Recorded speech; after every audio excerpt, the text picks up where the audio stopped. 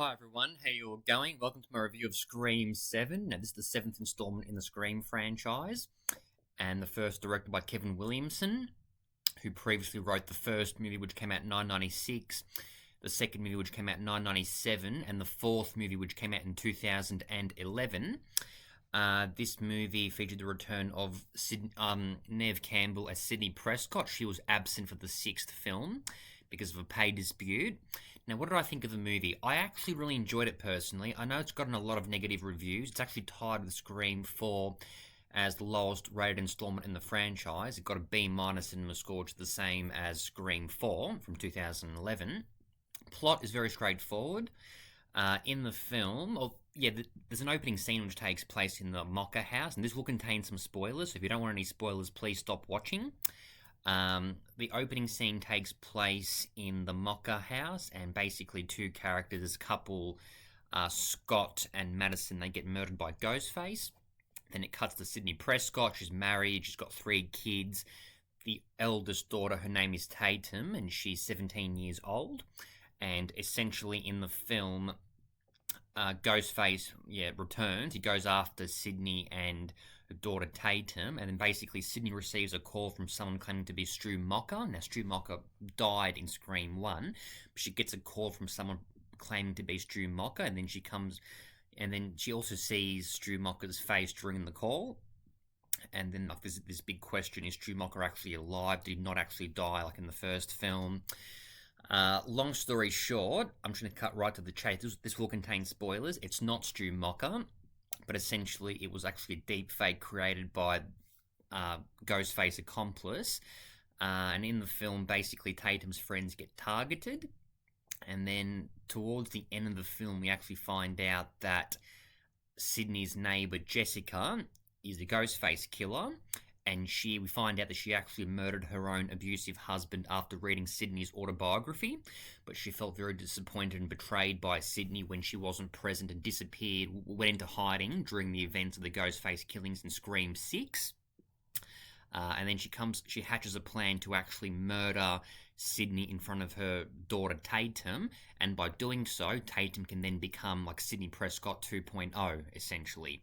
So let me start with what I actually liked. I enjoyed the Ghostface killings were very intense. Okay, there were some very intense and creative kills.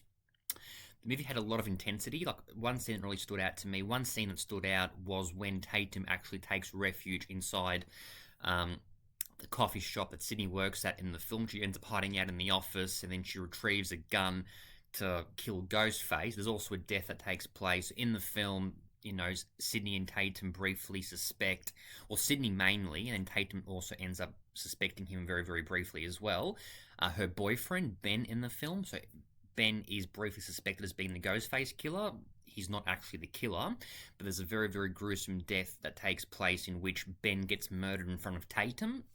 So the movie had some very, gory, scary kills, etc.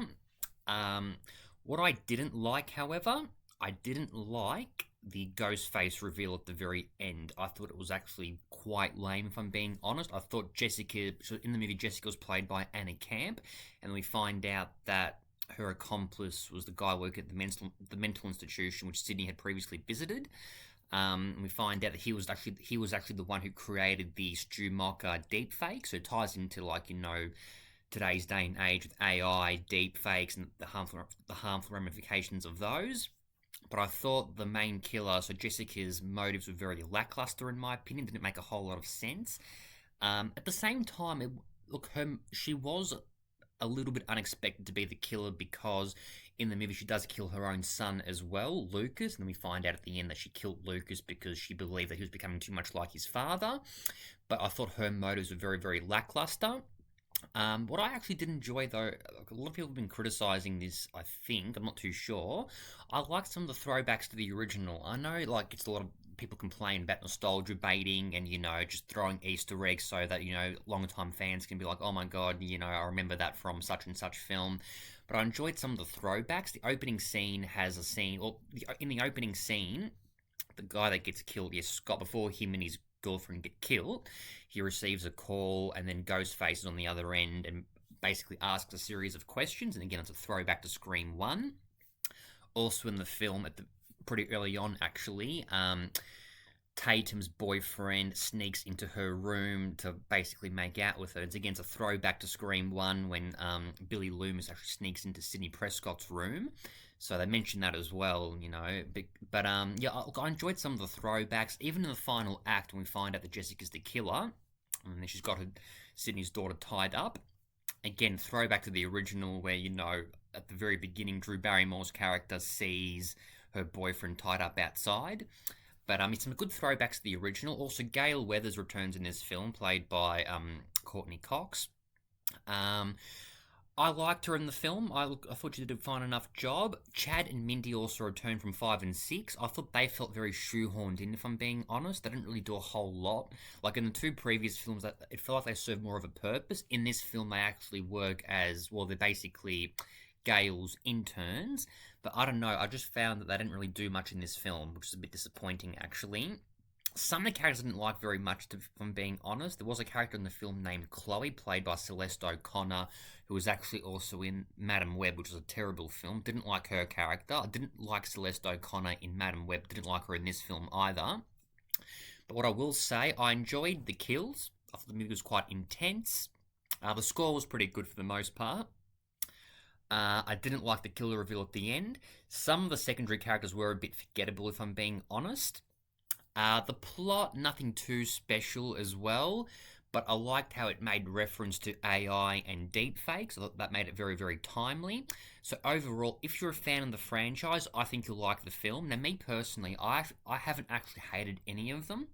I think 1 is by far the best, but even 5 and 6, directed by Tyler Gillette, Matt Bettinelli, Olpen, I actually enjoyed those two films. I think I actually liked 6 more than 5. I thought 6 had some very, very intense scenes as well.